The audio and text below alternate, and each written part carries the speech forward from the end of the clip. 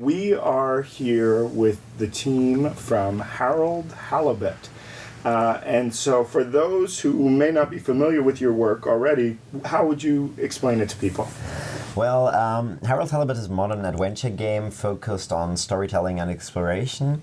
And the unusual, especially unusual thing is that we are actually building all the game assets in a real-world workshop, like in a stop-motion film. So we are building sets and puppets and using photogrammetry, a 3D scanning technique to, like in the Adam movies actually, to digitize all the assets. Then there is of course a lot of reworking, like, doing low poly retopology and so on. And yeah, basically the whole game is hand built. To tell you a little bit about the story, the whole thing plays on a distant planet which is just made out of water. The backstory starts actually in the 70s of our world, and people think the world is going towards its end, it's Cold War and so on. So they construct this gigantic spaceship and leave the Earth to find this, to travel to this distant planet, which is 200 years actually of traveling time, since they don't have like fancy warp drives or so. And once they arrive there, they lose contact to Earth, thinking Earth was destroyed. Once they arrive there, they get to see, yes, there is water on this planet, but no land masses, and they crash land on there. And now they are stuck in this world. 50 years pass, and that's the point where we start actually as the player, as Harold, who grew up in this situation basically, and now tries to help Moreau, one of the leading scientists, to find a new way to find a start procedure to leave this planet. So, looking at the game, one of the first things that really jumps out at you is the visual style, right? Mm-hmm. It's a very, very unique style. Definitely something I haven't seen before in games. Mm-hmm. What led you to that initially? Well, it's a funny story actually.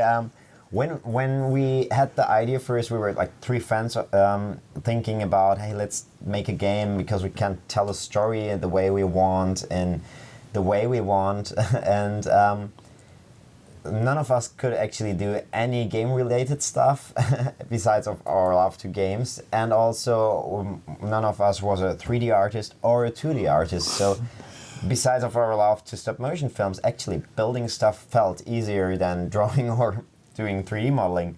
So we built the first set for the game. That was about 7 years ago, by the way. And we soon realized that especially character design and modeling puppets was much more difficult.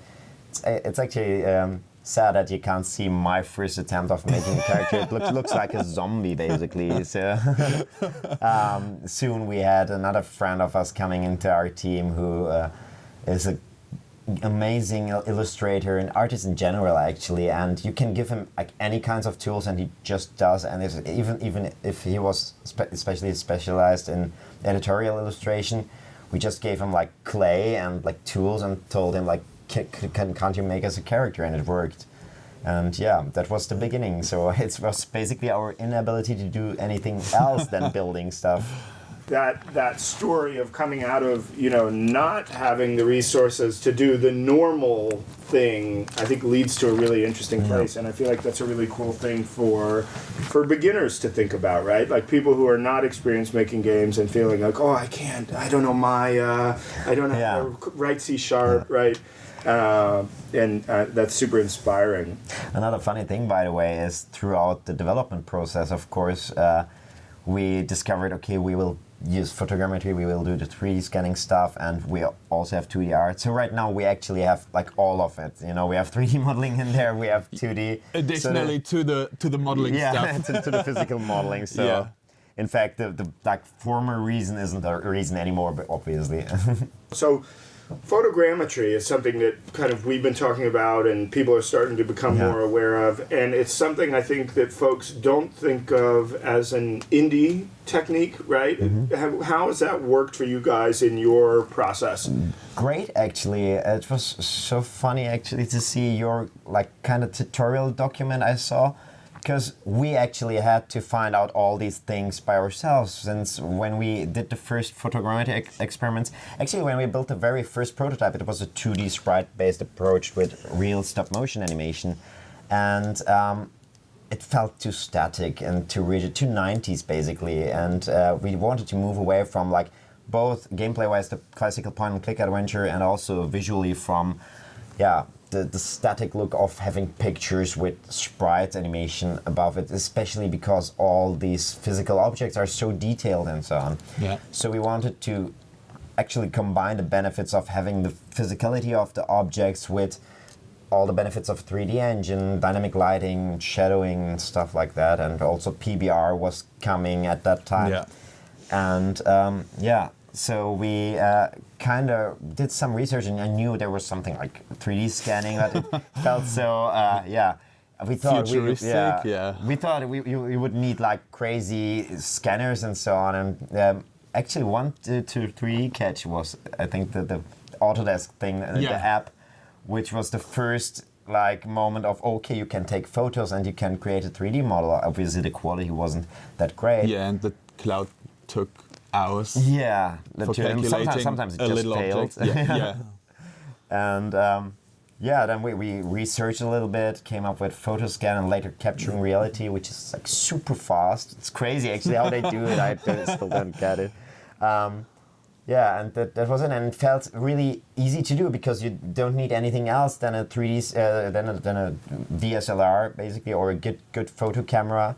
And in our case, a turntable. That was one of the things we found out after a while, that it totally made sense to use a turntable since all the objects we scan are relatively small. I mean, even the sets we can break them up in chunks to scan them.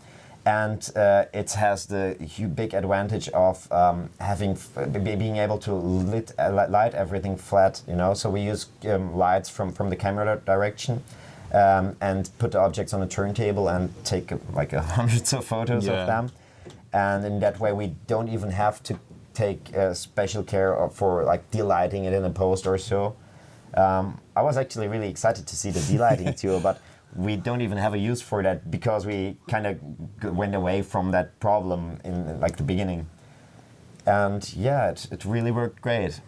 Wow, that's super fascinating. And so, because you have a uniform light direction from behind the camera, basically, you don't get any shadowing, and then you don't need to deal. At least we minimize it. Yeah. Obviously, you still have kind of like ambient occlusion baked in a little bit and so on, but with a little bit of fine tuning it later and so on. It's really, I mean, these are only details that are easy to get rid of instead of like having really shadows on the objects.